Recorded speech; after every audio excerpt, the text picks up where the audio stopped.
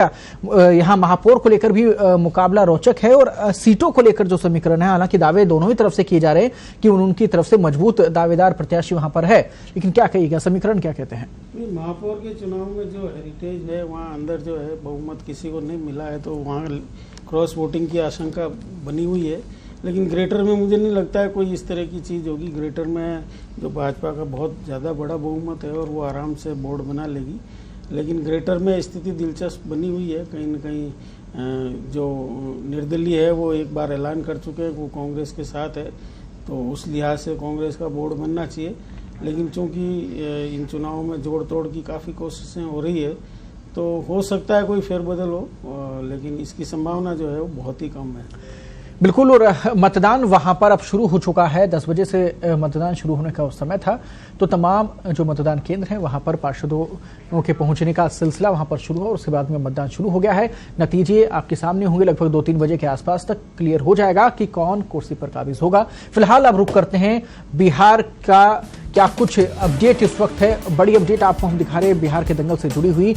NDA 125 सीटों पर इस वक्त आगे चल रही है, महागठबंधन 109 सीटों पर आगे चल रहा है। सुबह से जो यहां पर अभी तक रुझान हमारे पास में आए थे उसमें महागठबंधन तेज गति से आगे निकल रहा था, लेकिन अब रुझानों में बड़ा परिवर्तन मिला है। रुझानों में एनडीए को बहुमत मिलता नजर आ रहा है। जो तमाम जो सुबह से रुझान चल रहे थे, अब उनमें पिछले आधे घंटे के अंदर बड़ा उलटफेर यहां पर हुआ है, क्योंकि 9-9:30 बजे तक के जो रुझान आ रहे थे तब तक महागठबंधन आगे चल रहा था और लगभग बीच में स्थिति ये हो गई थी कि दोगुनी ताकत से वो आगे चल रहे थे, उन सीटों से आगे चल रहे थे। लेकिन फिलहाल वहां पर उलटफेर होता हुआ नजर आ रहा है। क्या कहिएगा सर, बड़ा यहां पर उलटफेर कह सकते हैं रुझानों के आधार पर, तो क्योंकि पिछले 1.5 घंटे में जो हुआ और उसके बाद में फिर आधे घंटे में जो हुआ, बड़ा अंतर हो गया है। सुबह से ये महागठबंधन काफ़ी आगे हो गया था और एक बार की तो लगा कि इनका बहुत ही बड़ा बहुमत आने वाला है। लेकिन धीरे धीरे एनडीए ने जिस तरह से सीटों को कवर किया है, खास करके अभी भाजपा की 67 सीटें हैं और 51 सीटें जो है जेडीयू की है, और जो 90 के पार हो गई थी इसकी जेडीयू की सीटें वो अभी मतलब 75 पे आ गई है, और कांग्रेस जो 28-29 हो रही थी वो 21 पे आ गई है।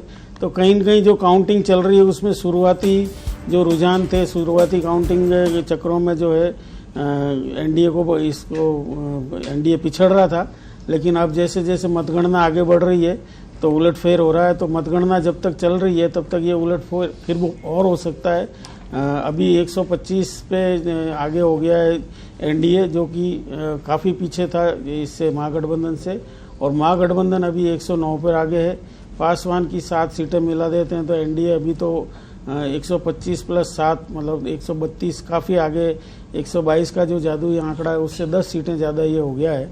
तो अब ये जो मान के चला जा रहा था कि जेडीयू कमज़ोर हो जाएगी, भाजपा मजबूत हो जाएगी, और जो लोजपा की शर्त है अगर ये अभी 125 जो दिख रही है 122 से नीचे जाती है जेडीयू + बीजेपी, तो जो उनकी शर्त है चिराग पासवान की कि अगर मुख्यमंत्री भाजपा का नहीं बनेगा तो वो समर्थन नहीं देंगे, तो उस स्थिति की तरफ जा रहा है फिलहाल जो रुझान है उसके हिसाब से। लेकिन आगे क्या होगा, अभी चूंकि ये एक बार फेरबदल हुआ है, फिर हो सकता है। अभी कुछ निश्चित तौर पर नहीं कह सकते कि फाइनल आंकड़ा दोनों पार्टी। शुरुआती रुझान में क्या कहिएगा, जदयू कमजोर कड़ी नजर आ रहा है? शुरुआती रुझान की अगर बात करें, जदयू तो कमजोर हुई है। जदयू की अभी 51 सीटें आई है, जबकि ये ज्यादा सीटों पर लड़ रही है, और बीजेपी 67 सीटें हैं।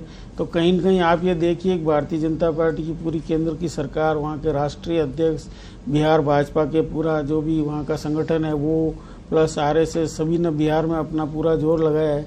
क्यों बिहार में शुरू से जिस तरह से भीड़ उमड़ी थी तेजस्वी यादव की सभाओं में, और एक दिलचस्प बात ये भी है कि जो महागठबंधन है उसकी तरफ से जो तेजस्वी यादव के अलावा बहुत बड़े कोई नेता दिखे नहीं जी। राहुल गांधी 2-4 सभाओं में जरूर गए, लेकिन अकेले दम पर उन्होंने पूरी केंद्र की सरकार से मुकाबला किया। जिस तरह की भीड़ जुटाई, एक बार की तो सारे जो सत्तारूढ़ दल है उसकी जमीन खिसक गई कि ये क्या हो रहा है। और जो उस समय ये कहा गया कि युवाओं में बड़ा आक्रोश है और वो उलटफेर करेगा, शुरुआती रुझानों में ये लग रहा था उलटफेर का। अभी भी आंकड़े घट बढ़ रहे हैं। बिल्कुल, अभी रुझान है, इसलिए ज्यादा कुछ अभी कहा नहीं जा सकता। 125 से 122 हो गए, क्योंकि बहुत जल्दी जल्दी आंकड़े बदल रहे हैं। 114 हो गए, तो ऐसा कोई जरूरी नहीं है कि एनडीए को ही बहुमत मिलेगा या महागठबंधन को ही बहुमत मिलेगा। लेकिन एक बात पक्की है कि इनके बीच में गैप बहुत कम रहेगा और सत्ता को लेकर के बिहार में बहुत बड़ी तोड़फोड़ होने वाली है, जिसके लिए अब जनता को तैयार रहना चाहिए वहां।